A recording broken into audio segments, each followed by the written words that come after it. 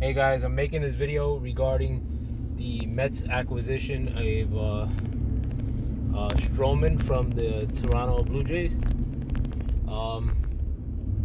My immediate reaction to the deal, I'm kind of in the middle, but I'm not opposed to the deal. The main reason that I'm not opposed to the deal as a diehard Met fan is because I wasn't 100% sold on Anthony Kay, which was the centerpiece of the package that the Mets sent the way of the Blue Jays. Anthony Kay, I mean, I don't want to diss him. I don't like dissing young talent, but he just didn't stir the drink for me as a pitcher. I don't want to get too deep into his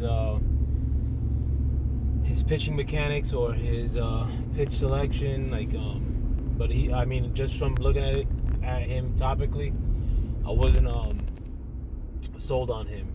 The other pitcher, Richardson, I actually did like a lot. I was talking to a coworker about him the other day, and he was talking to me about him. And I thought he was one of the better pitchers in our system, but he's still 18 in the single A level.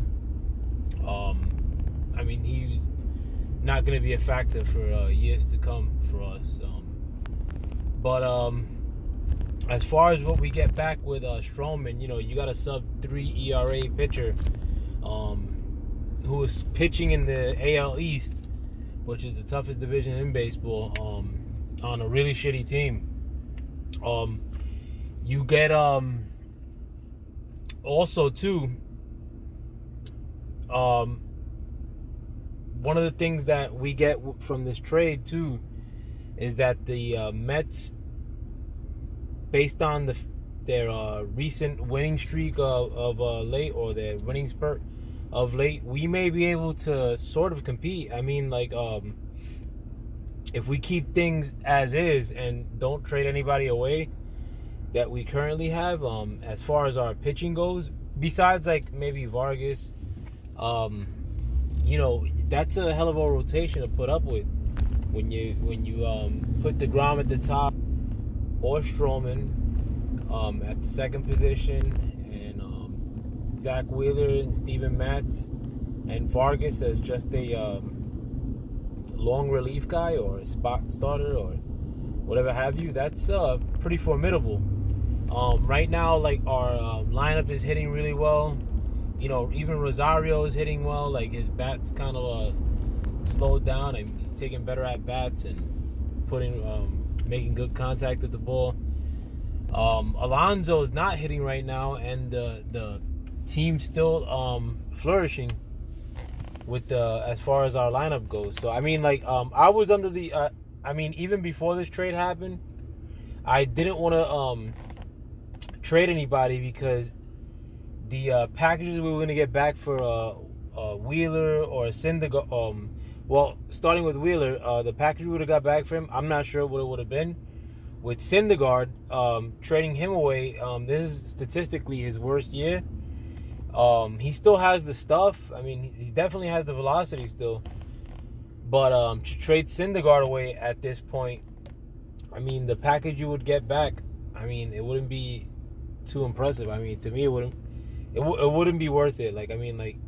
Even at the worst case, I think I would have subscribed to the notion that maybe we should have just kept things as is and contend for 2020. With this trade, though, with adding Stroman to the mix, this may be factoring too many moving parts, but you're taking the top pitcher out of the trade market.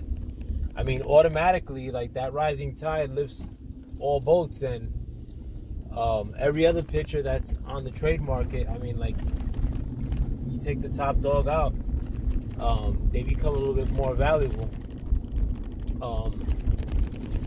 And I say that to say, maybe if we did trade Wheeler or Vargas, maybe we get something decent back. like that, that can't hurt, and we still have a 5-man rotation. With trading Wheeler, I mean, like, there's rumors that they want to keep him now. Like, so I hope that doesn't mean that they trade Syndergaard away.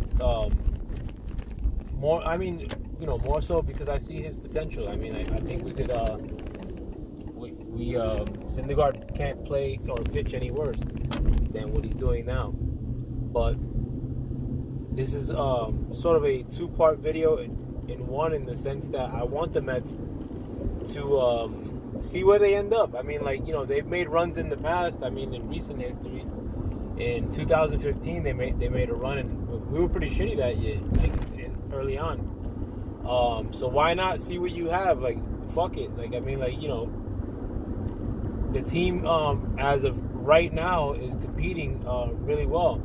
I mean, like, we're one of the hotter teams in the league right now.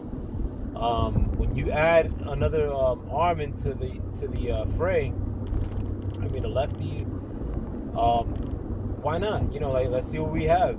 I mean, we're 6 behind in the wild card right now, which is pretty tough. And there's other teams that are pretty tough that we gotta get over. But fuck it, let's see where we go. Like, I mean, the division is kind of not steady to a degree. Philadelphia just lost Markakis yesterday, or the day before yesterday. The Nationals had a hot streak going. They since sort of cooled down. So I mean, like, why not? I mean, these are the teams that we're gonna play against. So fuck it. Let's see what we have, and maybe we could add an outfielder. I don't know. Like, I mean, like, since Dominic Schmidt went down yesterday, and a lot of the outfielders that we do have, they're playing out of position. Maybe we could add somebody else in the outfield.